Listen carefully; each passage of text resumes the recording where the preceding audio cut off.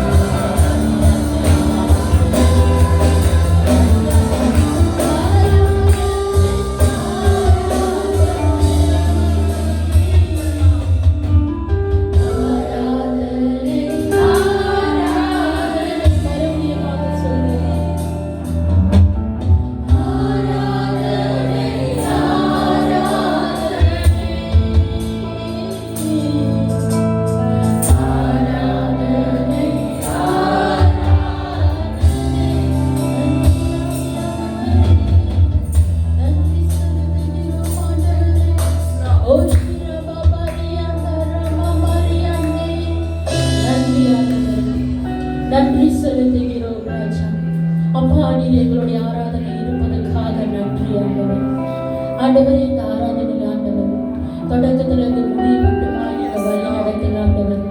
அப்பா நடக்கிற ஒவ்வொரு காரியத்தையும் நீங்க வழி நடத்துங்க ஆண்டவர்.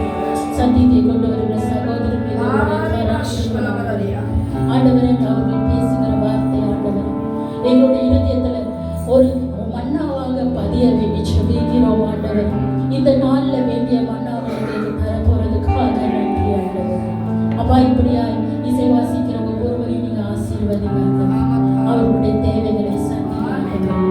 அப்பா வந்திருக்கிற ஒவ்வொரு ஜனங்களை நீங்க ஆசீர்வதிங்க அவர்களுடைய தேவைகளையும் நீங்க சந்திங்க. அப்பா இந்த ஆராதனை மீது முற்றிலுமாய் உடைய கரம் இருக்கும் ஆண்டவர். அப்பா நீங்க வழி நடத்துங்க ராஜா. எல்லாவற்றையும் கருத்தில் கொடுத்து மறந்த இயேசுவின் நாமத்தில் செபிக்கிறேன். ஆமென். ஆமென்.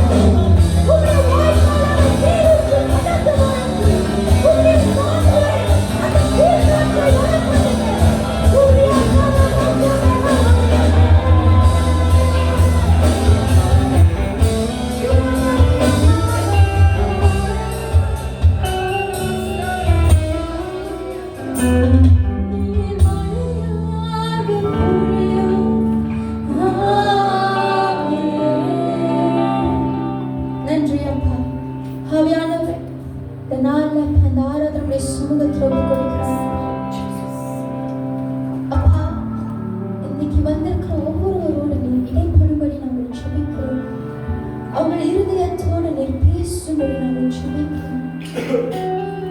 எந்த சூழ்நிலையிலிருந்து வந்திருக்கார்கள் என்று ஆவியானவர் நீர் அறிவோம். அவருடைய ஆத்மாவை தேற்றும்படி நான் ஜெபிக்கிறேன். அவர்கள் உள்ளத்தில் உள்ள காரியங்களை நிறைவேற்றும்படி நான் ஜெபிக்கிறேன். நன்றி செலுத்துடைய சமூகத்தில் கொடுக்கிறோம். ஆவியானவர் தாமே தொடக்கத்திலிருந்து முடிவரை வழி நடத்தும்படி நாங்கள் ஜெபிக்கிறோம். அப்பா, நாங்கள் எங்களை மறைத்து நீர் வெளிப்படும்படி ஜெபிக்கிறோம். வந்திருக்கிற யாவரோடு நீர் பேசுக, இடைப்படுங்க. இயேசுவின் நாமத்தில் நாங்கள் கேட்டு ஜெபிக்கிறோம். ஜீவனுள்ள நல்ல தகப்பனே, ஆமென். நாம் தேவனுக்கு ஒரு பெரிய கரத்தை கொடுப்போம். ஆமென். அப்படியே பாவமாக ஹல்லேலூயா. எல்லாரும் எப்படி இருக்கீங்க? நல்லா இருக்கீங்களா? நல்லா பார்த்து 2 வாரம் ஆச்சு. பார்க்கறதுல மிக்க மகிழ்ச்சி. கலாத்தியர் 5வது அதிகாரம் 16வது வசனம். பின்னும் நான் சொல்கிறது என்னவென்றால், ஆவிக்கேற்றபடி நடந்து கொள்ளுங்கள், அப்பொழுது மாம்ச இச்சையை நிறைவேற்றாதிருப்பீர்கள். பின்னும் நான் சொல்கிறது என்னவென்றால், ஆவிக்கேற்றபடி நடந்து கொள்ளுங்கள், அப்பொழுது மாம்ச இச்சையை நிறைவேற்றாதிருப்பீர்கள். இன்னைக்கு நான் உங்களோடு எடுத்துக்கொண்ட தலைப்பு, ஆவிக்கேற்றபடி நடந்து கொள்வோம். கண்களை மூடி ஜெபம் செய்வோம். ஆவியானவரே, இன்னைக்கு நாங்கள் இந்த வேதத்திலிருந்து நாங்கள் தியானிக்கும் பொழுது அப்பா, அந்த வார்த்தை எங்கள் ஒவ்வொருவரோடு இடைப்படும்படி ஜெபிக்கிறோம். அப்பா ஆண்டவரே, எங்களுடைய ஆவிக்குரிய நிலையில நாங்கள் எந்த இடத்துல இருந்து அடுத்த படிக்கு நாங்கள் முன்னேறி செல்வதற்கு ஆவியானவர் சபையாக எங்களுக்குள்ளாக உங்களுடைய வார்த்தை விதைக்கும்படி நாங்கள் ஜெபிக்கிறோம். வழி நடத்துங்க. அறியாததும் எட்டாததுமான காரியத்தை எங்களுக்கு வெளிப்படுத்தி எங்களை போஷித்து நடத்துங்க. நன்றி செலுத்தும் சமூகத்தில் ஒப்பு கொடுத்து ஜெபிக்கிறோம். அதை இயேசு நாமத்தை நாங்கள் கேட்டு ஜெபிக்கிறோம். ஜீவனுள்ள நல்ல தகப்பனே, ஆமென். இன்னைக்கு உங்களோடு நான் எடுத்துக்கொண்ட தலைப்பு, ஆவிக்கேற்றபடி நடந்து கொள்ளுங்கள். Live by spirit. ஆவிக்கேற்றபடி நடந்து கொள்ளுங்கள். ஆவி என்று சொல்லும் பொழுது இன்னைக்கு நம்ம பார்க்க போறது, பரிசுத்த ஆவியானவர் கேற்றபடி நாம் நடந்து கொள்ள வேண்டும். இந்த பரிசுத்த ஆவியானவர் யாரு?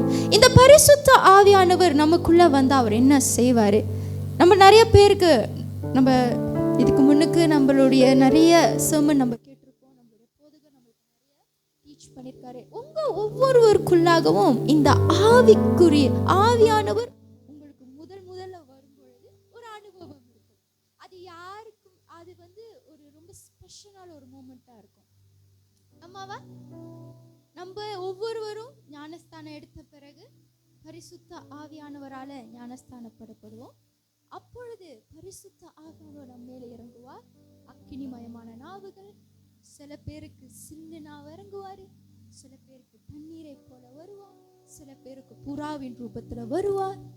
அவரு அழகான ஒரு தோற்றத்தோடு அவர் உங்களுக்குள்ளாக உங்களுக்கு ஒரு gift வைத்துட்டு போவார்.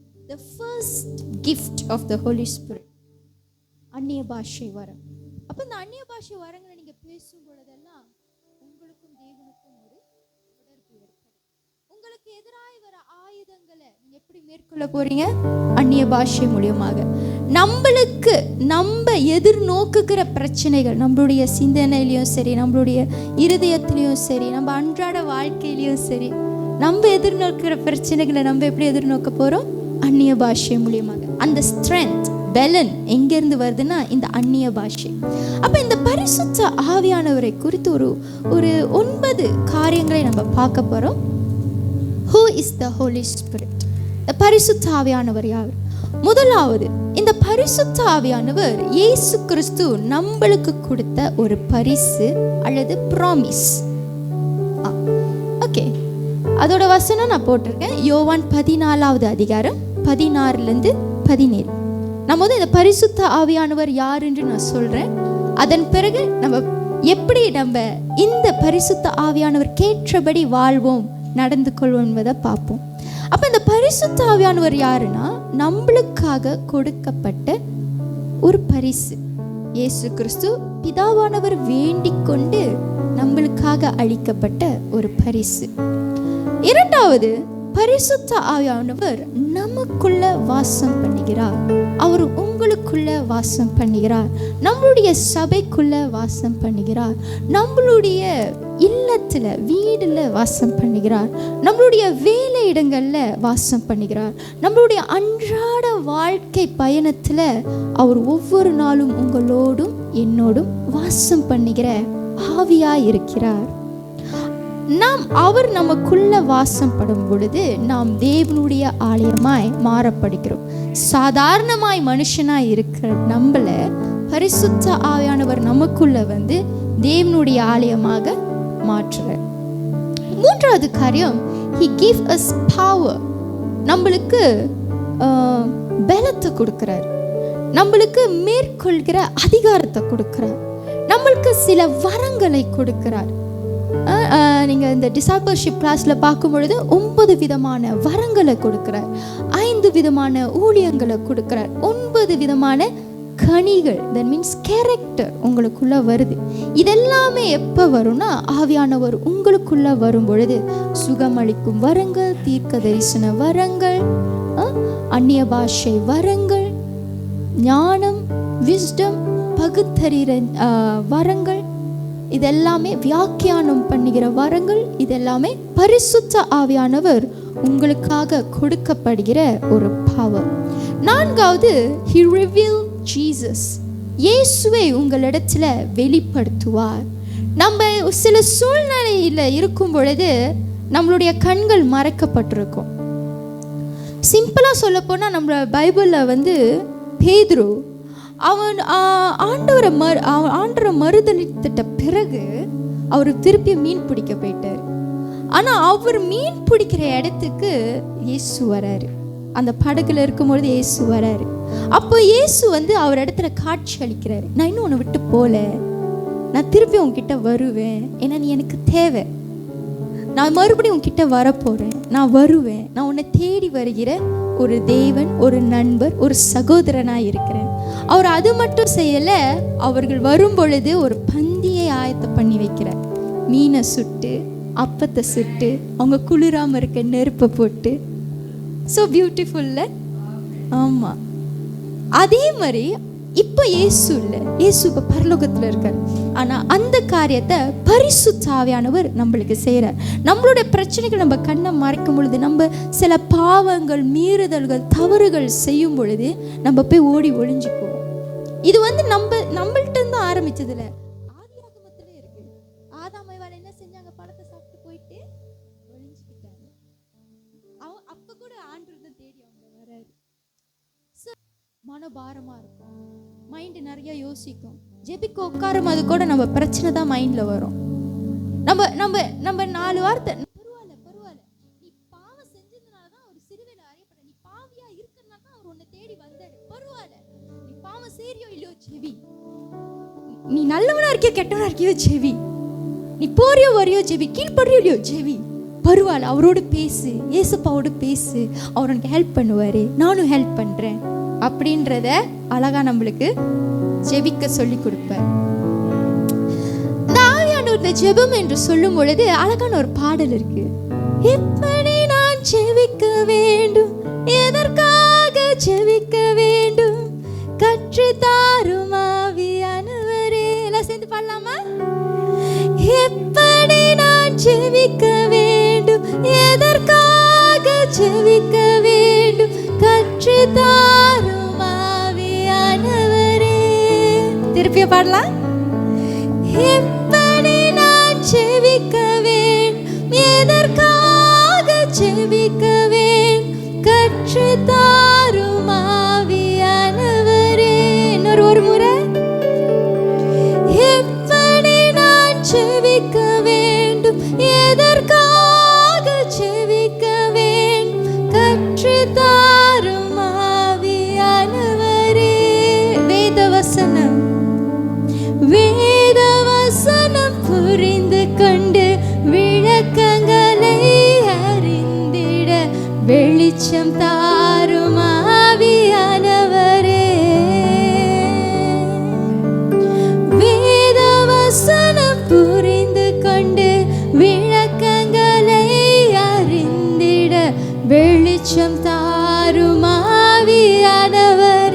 எல்லாரும் சேர்ந்து கூப்பிடும். ஆவியானவரே, ஆவியானவரே, ஆவியானவரே, பரிசுத்த ஆவியானவரே, அப்பா ஆவியானவரே, ஆவியானவரே, பரிசுத்த ஆவியானவரே.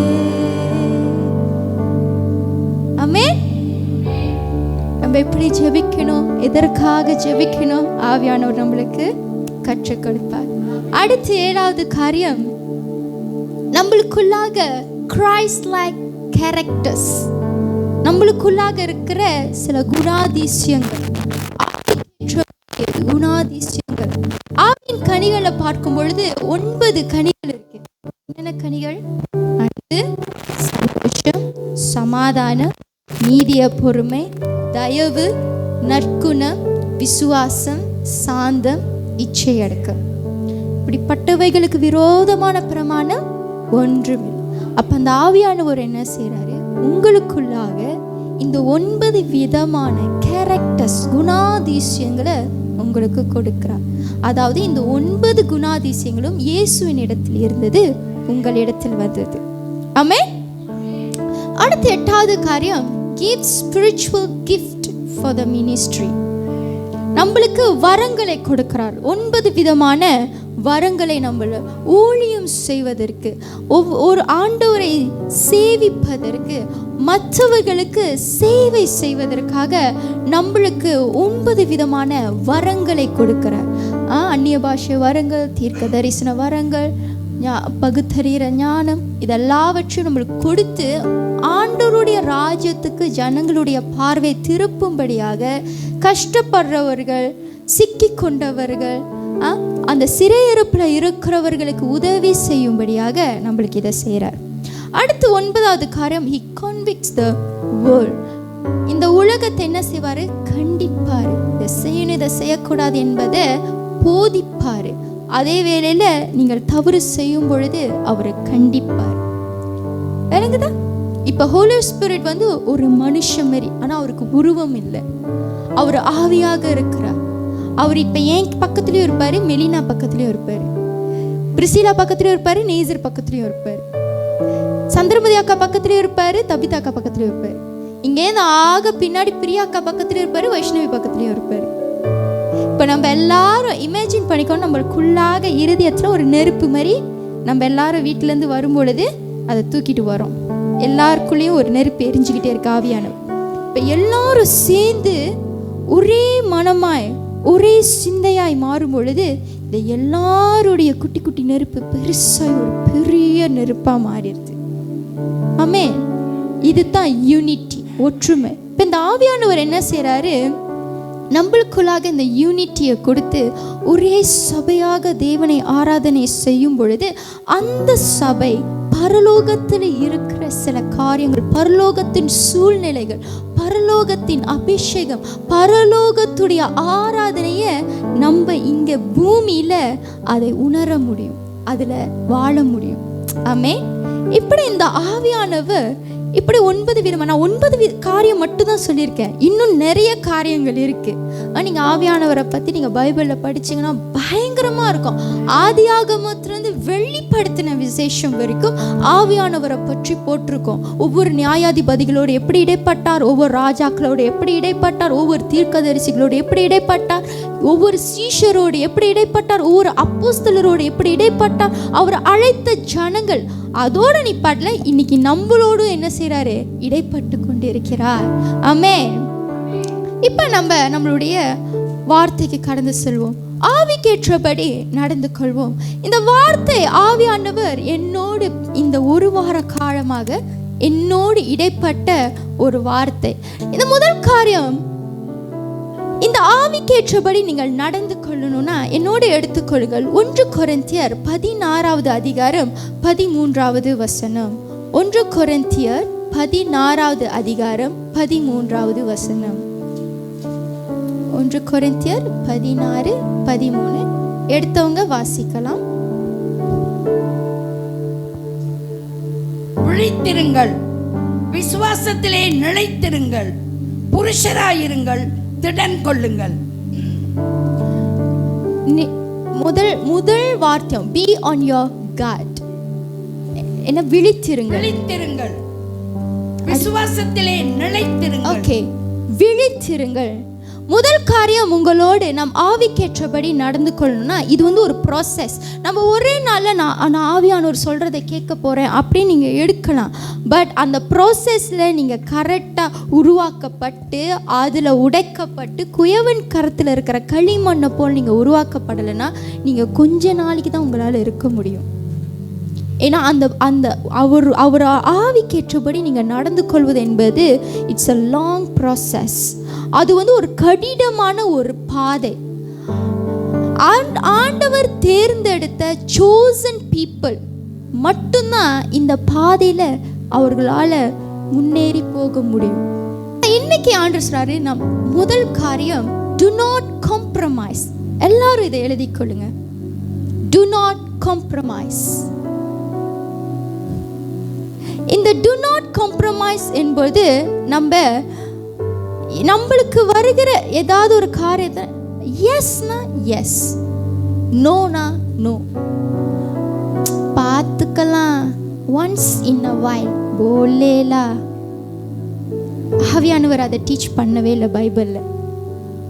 இந்த இடத்துல நான் உங்களுக்கு ஒரு காரியத்தை ஞாபகப்படுத்த விரும்புகிறேன். சவுல், தாவீது ரெண்டு பேருமே ராஜாவாக அபிஷேகம் பண்ணப்பட்டவர்கள். சவுல் முதல் இஸ்ரவேல் ராஜாவாக அபிஷேகம் பண்ணப்பட்டவன். ஆனா சவுல் ஒரு சின்ன இடத்துல தவறு செய்றார். சின்னதுதான், கீழ்ப்படியில.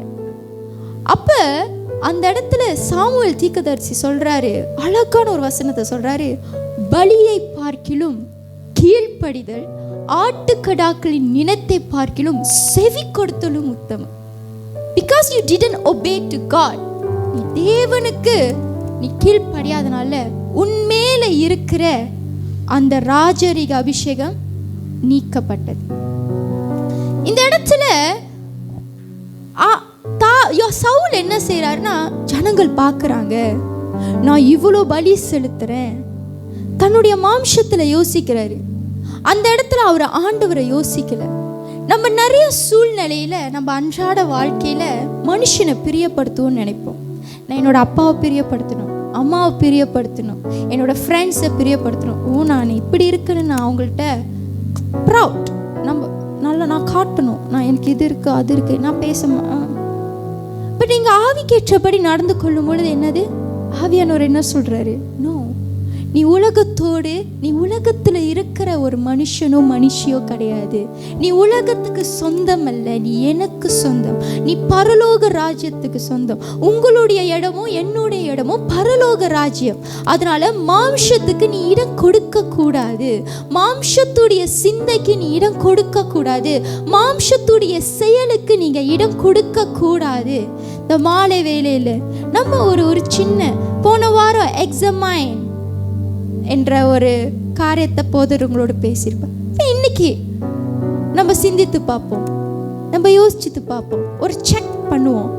நம்ம எந்தெந்த எல்லைகளில், நம்ம வேலையாக இருக்கட்டும், படிப்பாக இருக்கட்டும், நம்மளுடைய பொருளாதாரத்திலேயாவது இருக்கட்டும், குடும்பத்திலேயாவது இருக்கட்டும், நம்ம மனுஷனோட ஃப்ரெண்ட்ஸாக இருக்கட்டும், ரிலேஷன்ஷிப்பாக இருக்கட்டும், இதில் நம்மளுடைய மாம்சரிகமான சிந்தனைக்குள்ள போகிறோமா, இல்லை ஆவியானவர் எதை சொல்லுகிறாரோ அதை கேட்டு ஆவியானவரை பிரியப்படுத்திக்கிற ஒரு வாழ்க்கை வாழ்றோமா? It's a question mark. கிறிஸ்துவர்களாக இருக்கிற நம் இந்த பூமிக்குரியவர்கள் அல்ல. ஆமென். எத்தனை பேர் இது ஆமென் சொல்றீங்க? ஆமென். நம்ம இந்த பூமிக்குரியவர்கள் அல்ல. தேவன் நம் தாயின் கருவில் இருக்கும் பொழுது நம்மளை பெயர் சொல்லி அழைத்து, நம்மளுடைய பாவத்தை மன்னித்து, நம்மளுக்கு ஒரு புதிய வாழ்க்கையை கொடுத்து, அவருடைய ராஜ்யத்திற்காக நம்மளை விலை கொடுத்து வாங்கியிருக்கிறார். அதாவது சாதாரணமாக அல்ல, அவருடைய ரத்தத்தை சிந்தி நம்மளை விலை கொடுத்து வாங்கியிருக்கிறார். அப்போ முதல் காரியம் நம்ம டிரான்ஸ்ஃபார்ம் பண்ணணும். இந்த டு நாட் காம்ப்ரமைஸ், நான் உலகத்தோடு மாம்சரிகமான சிந்தைக்கு இடம் கொடுக்க மாட்டேன் என்ற ஒரு மைண்ட், ஒரு புதிதாக்குதல் நம்மளுக்கு வரணும். நம்மளுடைய சிந்தனையில் ஒரு புதிதாக்குதல் வரணும், டிரான்ஸ்ஃபார்ம் பண்ணணும், மறுரூபப்படுத்தப்படணும்.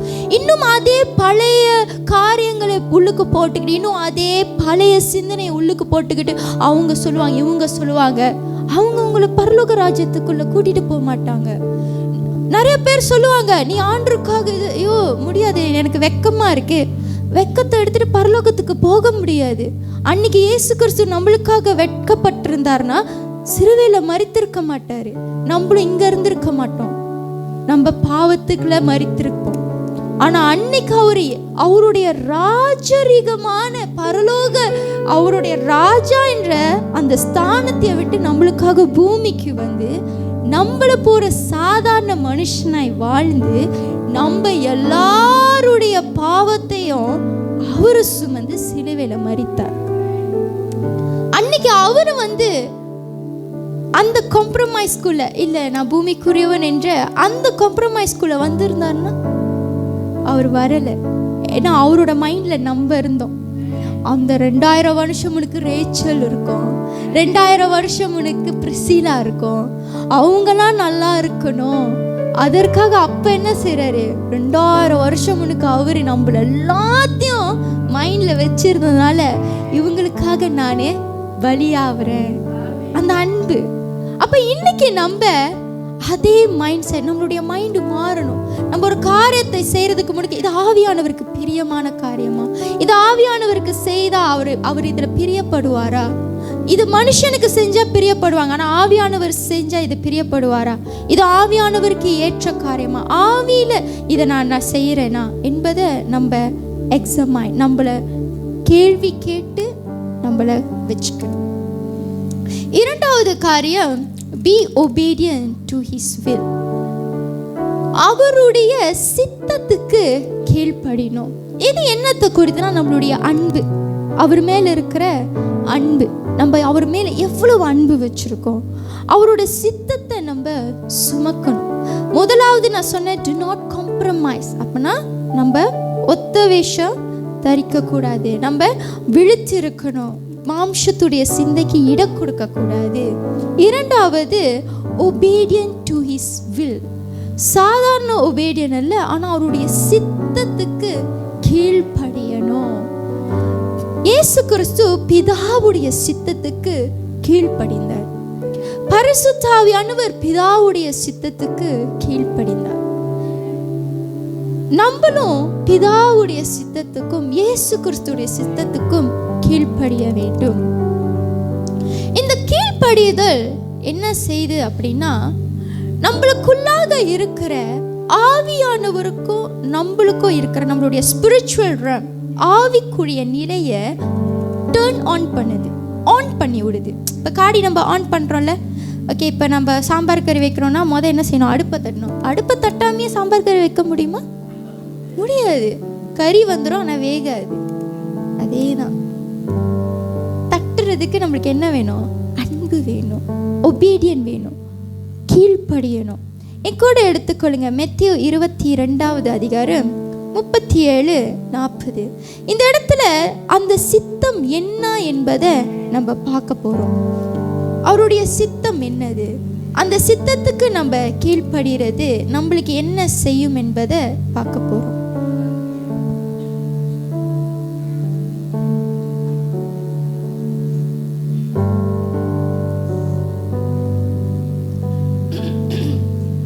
எல்லாரும் எடுத்துக்கிட்டீங்களா? எல்லாரும் எடுங்க இந்த வசனத்தை. இந்த வசனத்தை எடுத்துட்டு எல்லாரும் இதை ஹைலைட் பண்ணணும். இது ரொம்ப முக்கியமான வசனம். இயேசு கிறிஸ்து நம்மளுக்காக கொடுத்த சித்தம். இதை எல்லாரும், கிறிஸ்தவர்கள் எல்லாரும், இயேசுவை நேசிக்கிற எல்லாருமே இதை செய்யணும், இதை சுமக்கணும். எடுத்துட்டீங்களா? ஓகே, அட்டி படிங்க. இவ்விரண்டு கற்பனைகளிலும் நியாயப்பிரமாணம் முழுமையும் தீர்க்க தரிசனங்களும் அடங்கியிருக்கிறது என்றார். எந்த ரெண்டு கற்பனை? இந்த ரெண்டு கற்பனை, இப்போ அது மேலே போகிறோம். இந்த ரெண்டு கற்பனையும் எல்லாம் எல்லாம் பைபிள் வார்த்தைகளும் தீர்க்க தரிசனங்களும் எல்லாமே இந்த 2 கற்பனைக்குள்ள தான் அடங்கி இருக்குது. அண்ட் எனக்கு மேலே போயிட்டு அந்த 2 கற்பனையை படிங்க. இயேசு அவனை நோக்கி, உன் தேவனாகிய கர்த்தரிடத்தில் உன் முழு இருதயத்தோடும் உன் முழு ஆத்துமாவோடும் உன் முழு மனதோடும் அன்பு கூறுவாயாக. இதற்கு ஒப்பாயிருக்கிற 2ஆம் கற்பனை என்னவென்றால், உன்னிடத்தில் நீ அன்பு கூறுவது போல பிறரிடத்திலும் அன்பு கூறுவாயாக என்பது. ஆமென். இப்போ முதல் கட்டளை என்னது? தேவனிடத்துல அன்பு கூறணும். சாதாரண அன்பு இல்லை, சாதாரணமா oh I love you Jesus அப்படின்னு இல்லை. அதில் போட்டிருக்கு love the Lord your God with all your heart. இருதயத்தில் சின்ன இடம்ல முழு இருதயத்தோடும், and with all your soul முழு ஆத்துமாவோடும், and with all your mind முழு சிந்தையோடும். இப்போ நான் ஸ்லைட்லி எக்ஸ்பிளைன் பண்ணுறேன். முழு இருதயம்னா இந்த இருதயத்துக்குள்ளே நீங்கள் வேறு யாரையும் வச்சுக்க கூடாது. இயேசுவை தவிர எந்த மனுஷனோ எந்த காரியமோ எதுவுமே உங்களுக்கு பெருசு கிடையாது. அவர் மட்டும்தான் முதல் இடம். 2வது சோல், ஆத்துமா. உங்களுடைய ஆத்துமா விட உங்களுடைய ஆத்துமா விட இயேசு தான் உங்களுக்கு முக்கியம். உங்களுடைய ஆத்துமாவுக்கு எடை கொடுக்கக்கூடாது. 3வது உங்களோட மைண்ட். உங்களோட ஸ்ட்ரெஸ், டிப்ரெஷன், ஓவர் திங்கிங், வேற என்ன இருக்கு, கன்ஃபியூஷன், குழப்பம், கேள்விகள். இயேசு செய்வாரா செய்ய மாட்டாரா, இயேசு இருக்காரா இல்லையா, இயேசு என்னை பார்க்குறாரா இல்லையா, நான் இப்போ எந்த நிலையில் இருக்கேன், நான் எங்கே இருக்கிறேன், நான் இப்போ நான் சரியான பாதையில் போயிட்டு இருக்கேன்னா அமைதியாக இருக்கேன். இந்த மைண்ட்லேருந்து அவரை நேசிக்கணுமா? கஷ்டமானதில்ல? ரொம்ப கஷ்டம், ரொம்ப ரொம்ப கஷ்டம். நம்ம மைண்ட்லேருந்து அவரை நேசிக்கிறது ரொம்ப கஷ்டம். நம்ம மைண்டு ஒரு நிமிஷம் கூட அமைதியாக இருக்காது. பிரச்சனையே இல்லாமல் இருக்கும், ஆனால் நம்ம அதை போட்டு யோசிச்சு பிரச்சனையாக யோசிச்சுட்டு இருப்போம். ஒன்றுமே நடந்திருக்காது, ஆனால் நடந்த மாதிரி யோசிச்சிருப்போம். இமேஜினேஷன், இப்படி நடக்கும் அப்படி நடக்கும் இப்படி நடந்துரும். ஆனால் அதுலேயும் அவர் என்ன செய்யணுமா? நேசிக்கணுமா? இதுக்கு ஆவியானவர் உதவி செய்வார். 2வது love your neighbour as yourself. உங்களை போற நீங்கள் உங்களோட பிறரை நேசிக்கணும், உங்களோட நண்பரை நேசிக்கணும், உங்கள் உற்றார் உறவினரை நேசிக்கணும். இல்லை நான் நேசிக்க மாட்டேன், எனக்கும் அவனுக்கும் 100 வருஷம் பகை இருக்குது, என்னோட தாத்தா பாட்டிலேருந்து எனக்கு இப்போ வரைக்கும் எனக்கு பகை இருக்குது, நான் மன்னிக்கவே மாட்டேன்னு நீங்கள் ஆண்டவர்கிட்ட சொல்ல முடியாது. முதல் கனியை என்ன போட்டிருக்கு? அன்பு. அன்போடு என்ன செய்யணும்? அவங்கள மன்னிச்சு ஜெபிக்கணும். அவங்கள மன்னிக்க முடியாதுன்னா ஆவியானவரே எனக்கு மன்னிக்க கற்றுக் கொடுங்க, எனக்கு மன்னிக்க உதவி செய்யுங்கன்னு ஆவியானவர்கிட்ட கேட்கணும். அப்போ இந்த 2 கற்பனைகள் என்ன செய்து உங்களுடைய கீழ்ப்படிதல் இந்த 2 கற்பனைக்குள்ள இருக்கும் பொழுது ஆவிக்குரிய நிலையை ஆக்டிவேட் பண்ணுது, டர்ன் ஆன் பண்ணுது. இந்த ஆவிக்குரிய நிலையை டர்ன் ஆன் பண்ணும் பொழுது என்ன நடக்குதுன்னா, உங்களுடைய அன்பு, தேவன் மேல இருக்கிற அன்பு வெளிப்படுது. உங்களுடைய அன்பு தேவனிடத்துல வெளிப்படும் பொழுது உங்களுடைய விசுவாசம் அதிகரிக்கப்படுது. உங்களுடைய விசுவாசம் அதிகரிக்கப்பட்டு அது உறுதியா இருக்கும் பொழுது உங்களை சுற்றி இருக்கிற உங்களோட ஸ்பிரிச்சுவல் ரம், ஆவிக்குரிய நிலை, உங்களுக்கும் தேவனுக்கும் இருக்கிற தொடர்பு, உங்களுக்கும் பரலோகத்துல இருக்கிற தொடர்பு, உங்களுக்கும் ஆவியானவருக்கும் இருக்கிற தொடர்பை என்ன செய்யுதுன்னா அதை தட்டி எழுப்புது, அதை இன்னும் ஆழப்படுத்துது. இப்படி ஆழம் படுத்தும் பொழுது அது என்ன செய்யுதுன்னா உங்களுக்கு கிடைத்த வரங்கள், உங்களுக்கு கிடைத்த அபிஷேகம், உங்களுக்கு கொடுக்கப்பட்ட ஊழியங்களை அது இன்னும் அதிகமாக மற்றவர்களுக்கு சேவை செய்யும்படியாக வெளிப்படுத்துது. ஆமென். ஸோ இப்போ உங்களுக்கு இருக்கிற gift of the Holy Spirit, உங்களுக்கு என்ன கிஃப்ட் இருக்கலாம், சுகம் அளிக்க வரங்களா இருக்கலாம். நீங்கள் யோசிச்சுப்பீங்க, எனக்கு இந்த மாதிரி தீர்க்க தரிசனம் கிடச்சிச்சு, எனக்கு இந்த மாதிரி வார்த்தை கிடச்சிச்சு, நான் ஒரு தீர்க்க தரிசி ஆவேன், நான் வந்து சுகப்படுத்துவேன், ஆண்டவர் எனக்கு இந்த ஒரு கிஃப்டை கொடுத்துருக்காரு. ஆனால் எனக்கு ஏன் இன்னும் ஆப்ரேட் பண்ண மாட்டேங்குது, ஏன் இன்னும் எனக்கு அது வேலை செய்ய மாட்டேங்குது? எனக்கு சொல்றாரு, நான் வந்து பேய்களை துரத்துவேன், பிசாசை துரத்துவேன், நான் எங்கே போனாலும் அந்த இடத்துல செழிப்பு வரும், நான் ஜெபிச்சா அது நடக்கும். இது எல்லாமே எனக்கு கிடைச்ச வார்த்தைகள், ஏன் இன்னும் நடக்க மாட்டேங்குது? ஏன்னா இன்னும் இந்த 2 கற்பனை நம்ம என்ன செய்யல, முழுமைப்படுத்த அது செய்யல. நம்ம இன்னும் தேவனை முழுமையாக நேசிக்கல. நம்மளை நேசிக்கிறது போல பிறரை நம்ம நேசிக்கல. நம்மளை நேசிச்சோமா, உன் கண்ணாடியில பார்த்து நம்மளை நேசிக்குவோமா? நம்மளே நேசிச்சோமா, நம்ம தவறு செய்யும் பொழுது நம்மளே யோசிக்குமா, ஓ ரேச்சல் நீ தவறு செஞ்சுட்ட அப்படின்னு, ஐயோ தவறு செஞ்ச பரவாயில்ல, இன்னைக்கு இதுக்கப்புறம் நம்ம செய்யக்கூடாது. அப்போ மற்றவங்க இப்போ கைரோஸ் செய்யும்போது, கைரோஸ் இன்னைக்கு நீ தவறு செஞ்சுட்டேன், மன்னிக்கவே மாட்டேன் நான் சொல்ல முடியாது. நான் என்ன நேசிக்கிறேன், நான் என்ன மன்னிக்கிறேன், அதே போல நான் உங்களை மன்னிப்பேன். விளங்குச்சா? தெரியல, ஆவியானவர் பேச சொல்றாரு. அடுத்து 3வது மோல்டிங், பி ஃபேத்ஃபுல். இது ரொம்ப ரொம்ப ஒரு கடினமான ப்ராசஸ். முதல் ப்ராசஸ், நம்ம மாம்சத்துக்கு இடம் கொடுக்க கூடாது. 2வது ப்ராசஸ், நம்ம அவருடைய கற்பனைகளுக்கு கீழ்ப்படினோம், அவருடைய சித்தத்துக்கு கீழ்ப்படினோம். 3வது நம்மளை செதுக்கிற ப்ராசஸ். இதுதான் 3வது ப்ராசஸ், நம்மளை செதுக்கிறது. சாதாரண செதுக்கிறதுல திடீர்னு கொஞ்சம் கோணையா போச்சுன்னா உடைப்பாரு, கீழ்ப்படியலன்னா உடைப்பாரு, அதுக்கப்புறம் தேய்ச்சி எடுப்பாரு, தண்ணியில முக்கி எடுப்பாரு, தண்ணி ஊத்துவாரு, அப்புறம் இப்படியே சாயாங்க பண்ணுவாரு, திடீர்னு இப்படி அடி விழுவோம், குத்துவாரு, பிணைவாரு. எல்லாரும் லைஃப்ல கடந்து போயிருப்போம். அதுல என்ன நம்மளை செதுக்குறாருன்னா, பி ஃபேத்ஃபுல், நம்மளுடைய விசுவாசம். இவ்வளோ புயல் அடித்தோம், இவ்வளோ வெள்ளம் வந்தோம், இவ்வளவு காற்று அடித்தோம், இன்னும் நம்ம தேவனை பற்றி இருக்கிறோமா? இன்னும் தேவன் மேல விசுவாசமா இருக்கிறோமா? இன்னும் அவர் தான் என் தெய்வம் என்று சொல்றோமா?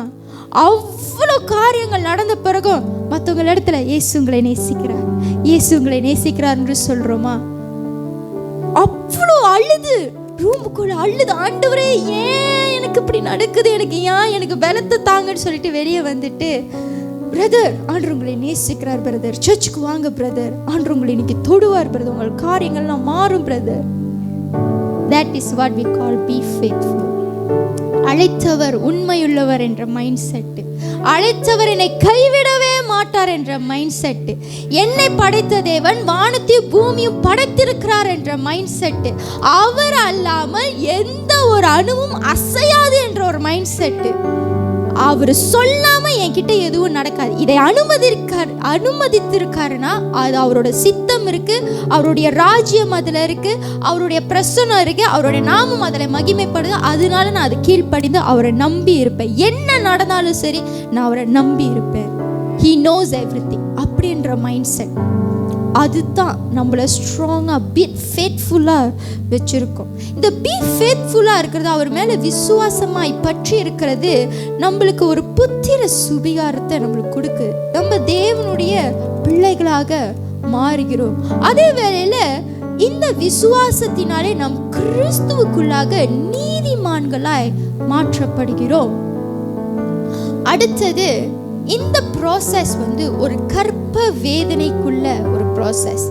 எப்படி 9 மாதம் அம்மா கற்பத்தில் வைத்து அதை பிள்ளை பெற்றெடுக்கும் ஒரு கற்ப வேதனையை படுகிறார்களோ, அதே போல இந்த ஃபேத் என்ற ஒரு ப்ராசஸ் ஒவ்வொரு தடவையும் விசுவாசம் நம்மளுக்கு சோதிக்கப்படும் பொழுது, நம்ம தேவன் மேலே இருக்கிற நம்பிக்கை சோதிக்கப்படும் பொழுது, நம்ம அவருக்கு கீழ்ப்படுகிறோமா என்ற கீழ்ப்படிதல் சோதிக்கப்படும் பொழுது, நாம் எல்லாருமே இந்த கற்ப வேதனையை ஒரு ப்ராசஸை கடந்து போவோம். அது நம்மளால வெளியே சொல்ல முடியாது, உள்ளுக்கோ வைக்க முடியாது, கத்தவும் முடியாது. ஆண்டவரே அவ்வளவுதான். ஆனா அதுலயும் அவர் காரியம் வாய்த்தாலும் வாய்க்காவிட்டாலும் நான் உண்மையே சேவிப்பேன். எனக்கு இது நடந்தாலும் நடக்காட்டாலும் நான் உண்மையை நேசிப்பேன். என் அழைத்தவர் நீர் உண்மையுள்ளவர், அது வாக்குவே மாறாதவர். அவ்வளவுதான். அதை பிடித்து கொண்டு முன்னேறி சென்று போயிட்டே இருக்கணும். ஆமென். அடுத்து 4வது காரியம் ஃபுல் ஆஃப் ஹோலி ஸ்பிரிட். இதுதான் 4வது ப்ராசஸ். நம்ம ஆவிக்கேற்றபடி நடந்து கொள்ளும் பொழுது 1வது நம்ம மைண்ட் டிரான்ஸ்ஃபார்ம் பண்ணணும், மாம்சரிக சிந்தைக்கு இடம் கொடுக்காமல். 2வது அவருடைய சித்தத்துக்கு கீழ்ப்படுகிற ப்ராசஸ், நம்மளுடைய அன்பை வெளிப்படுத்துகிறோம். 3வது மோல்டிங், அதாவது விசுவாசம் என்ற ஒரு ப்ராசஸ். 4வது ஃபுல் ஆஃப் ஹோலி ஸ்பிரிட், பரிசுத்த ஆவியானவரால் நிறைந்த ஒரு அனுபவம். இந்த பரிசுத்த ஆவியானவரால் நிறைந்த அனுபவம் என்ன செய்தா, நம்மளை பலப்படுத்துகிறது, நம்மளை உற்சாகப்படுத்துகிறது, நம்மளுக்கு எதிராய் வர ஆயுதங்களை நாம் எதிர்நோக்குவதற்கு உதவி செய்கிறது. எப்படி என்று பார்த்தோம்னா, தாவீது எடுத்துக்கொள்வோம். தாவீது ஒரு சிறு வயது பையன். இந்த தாவீது என்ன செய்யறாரு, அண்ணனுங்களுக்கு சாப்பாடு கொடுக்க போகும் பொழுது இஸ்ரேல் தேசத்தை பத்தி கோலியாத் என்ற ஒரு ராட்சசன் பயங்கரமாக, இஸ்ரேல் தேசத்தை மட்டும் இல்ல, இஸ்ரேல் தேவனை பற்றியும் பயங்கரமாக தூஷிக்கிற வார்த்தையை பேசுறாரு. ஆனா அந்த இடத்துல என்ன நடக்குதுன்னா, தாவீது சொல்றாரு நான் போறேன். என்ன தைரியத்துல அவர் பேர்ப்பாரு. தாவீது அந்த அந்த இதுல பார்க்கும்பொழுது ஒரு வாலிபனாக இருக்கிறார். கோலியாத்து 6 அடி, ரைட், பெரிய ஜயன். நம்மளாம் யானையை பார்த்தாலே 10 அடி தள்ளி. அப்போ அவ்வளவு பெரிய ஜயன் கூட ஒரு கவசமும் இல்லாம சண்டை போறதுக்கு எங்கேருந்து வந்துச்சு தைரியம்? ஏன்னா அவர் பரிசுத்த ஆவியானவரால நிறைந்து பட்டிருக்கிறார். அந்த பரிசுத்த ஆவியானவர் நிறையப்பட்டது எப்பன்னா, அதுக்கு முன்னுக்குள்ள வசனத்தை பார்க்கும் பொழுது அவரை சாமுவேல் தீர்க்கதரிசி அபிஷேகம் பண்ணுகிறார், ராஜரிக அபிஷேகம் பண்ணுகிறார். அப்ப தாவீதுக்கு தெரியும், என்னை ஆண்டவர் அபிஷேகம் பண்ணிட்டாரு, எனக்கு ஒரு மிஷன் இருக்கு, ஆண்டவர் என்னை அழைத்திருக்கிறார், எனக்கு ஒரு நோக்கம் இருக்கு, அதனால நான் அவ்வளோ சீக்கிரம் சாக மாட்டேன். என் உயிர் நான் அந்த சித்தத்தை செய்யும் அளவும் எடுத்துக்கொள்ளப்படாது. அதனால நான் எத்தனை விதமான ராட்சசர்களோ சிங்கமோ கரடியோ எது வந்தாலும் சரி என்னை எதுவுமே சேதப்படுத்த முடியாது. அப்ப நான் போய் சண்டை போட்டேன்னா ஒரு மரணம் ஏற்படும், ஆனா அது நான் இல்லை. The confident, அந்த தைரியம், இந்த தைரியம் தாவீதுக்குள்ள இருந்துச்சு. எப்ப இருந்துச்சுன்னா, பரிசுத்த ஆவியானவர் அவருக்குள்ள இருக்கும் பொழுது. என் கூட எடுத்துக்கொள்ளுங்க, யோவான் 5வது அதிகாரம் 4வது வசனம். அப்போஸ்தலர் 13வது அதிகாரம் 22வது வசனம். அப்போஸ்தலர் 13வது அதிகாரம் 22வது வசனம்.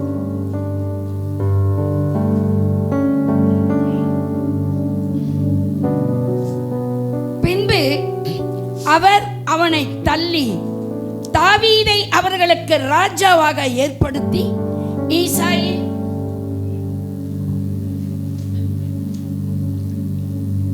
ஈசாயின் குமாரனாகிய தாவீதை என் இருதயத்துக்கு ஏற்றவனாக கண்டேன், எனக்கு சித்தமானவைகளை எல்லாம் அவன் செய்வான் என்று அவனை குறித்து சாட்சியும் கொடுத்தார். இந்த இடத்துல ஆண்டவர் தாவீதை குறித்து ஒரு சாட்சி கொடுக்கிறார். I have found David a man after my own heart. இன்னைக்கு தேவன் நம்மளை பற்றியும் இந்த சாட்சியை கொடுக்கணும். நம்ம ஆவிக்கேற்றபடி நடந்து கொள்ளும் பொழுது ஆண்டவர் நம்மளை பார்த்து சொல்லுவார், என் இருதயத்துக்கு ஏற்றவர்கள். இந்த சபை என் இருதயத்துக்கு ஏற்றது. இந்த சபை நான் சொல்வதை எல்லாம் செய்யும். அடுத்தது, he will do everything I want him to do. நான் சொல்றது அங்க போடல, எனக்கு நான் செய்யற என்ன எப்படி போட்டிருக்கேன் அந்த வேர்ட், எனக்கு சித்தமானவைகளை எல்லாம் அவன் செய்வான் என்று. எனக்கு சித்தமானவைகளை எல்லாம் அவன் செய்வான். இதுதான் ஆவிக்கேற்றபடி நடந்து கொள்வது. அவருடைய சித்தம், நம்மளுடைய சித்தம் அல்ல. அவருடைய சித்தத்தின்படி இந்த பூமியில வாழ்கிற வாழ்க்கையில நம்ம செய்யறது அவருடைய இருதயத்துக்கு ஏற்றதா இருக்குது.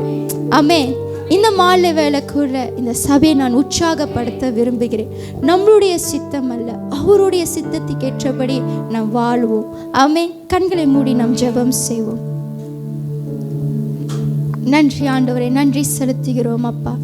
அப்பா, இந்த மாலை வேளை கூட ஆவியானவரே, உம்முடைய சித்தத்தின்படி உங்களுடைய ஆண்டவரே இயேசு கிறிஸ்துடைய இருதயத்துக்கு ஏற்றவர்களாக நாங்கள் மாற நடக்க எங்களுக்கு உதவி செய்யும்படி நாங்கள் ஜெபிக்கிறோம் அப்பா.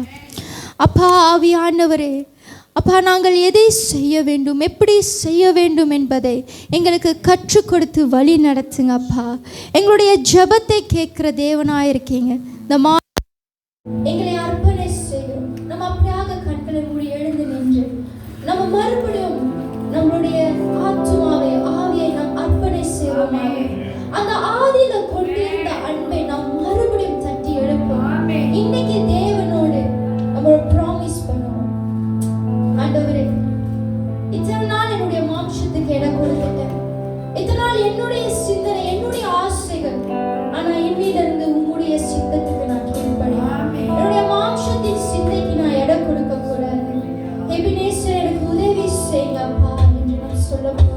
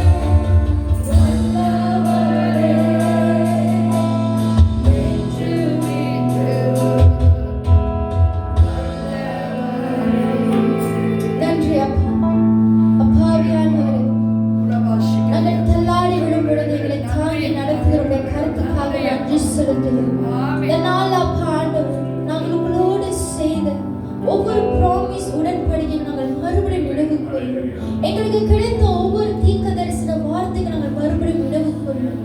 இந்த மாலை வேலை கூட எங்களுடைய ஆவியை தட்டி எழுப்பும்படி நாங்கள் ஜெபிக்கிறோம். எங்களுடைய ஆத்துமாவை மறுபடியும் தட்டி எழுப்பும்படி ஜெபிக்கிறோம். எங்களுடைய விசுவாசம், எங்களுடைய கீழ்ப்படிதல் மறுபடியும் ஆவிக்கேற்றபடி நடந்து கொள்ள எங்களுக்கு உதவி செய்யும்படி நாங்கள் ஜெபிக்கிறோம். நாங்கள் மாம்சத்தில் நடவாமல் ஆவிக்கேற்றபடி நடக்க பரிசுத்த ஆவியானவர் எங்களை அபிஷேகம் பண்ணும்படி நாங்கள் ஜெபிக்கிறோம். இந்த நாள் எங்களுக்குள்ளாக ஒரு திருப்பம் வரட்டும், ஒரு டர்னிங் பாயிண்ட் வரும்படி நாங்கள் ஜெபிக்கிறோம். ஆண்டவரே, இதற்கு அப்புறம் எங்களுடைய ஆவிக்குரிய வாழ்க்கை மறுபடியும் நாங்கள் கட்டி எழுப்புவதற்கு பரிசுத்த ஆவியானவர் உதவி செய்யும்படி நாங்கள் ஜெபிக்கிறோம். எங்களுடைய மாம்சீகமான சிந்தனையை எடுத்து போடுங்க, ஆவிக்கேற்ற சிந்தனைகளுக்குள்ள வரும்படி ஜெபிக்கிறோம். மாறாத இயேசுவின் நாமத்தை நாங்கள் கேட்டு ஜெபிக்கிறோம்.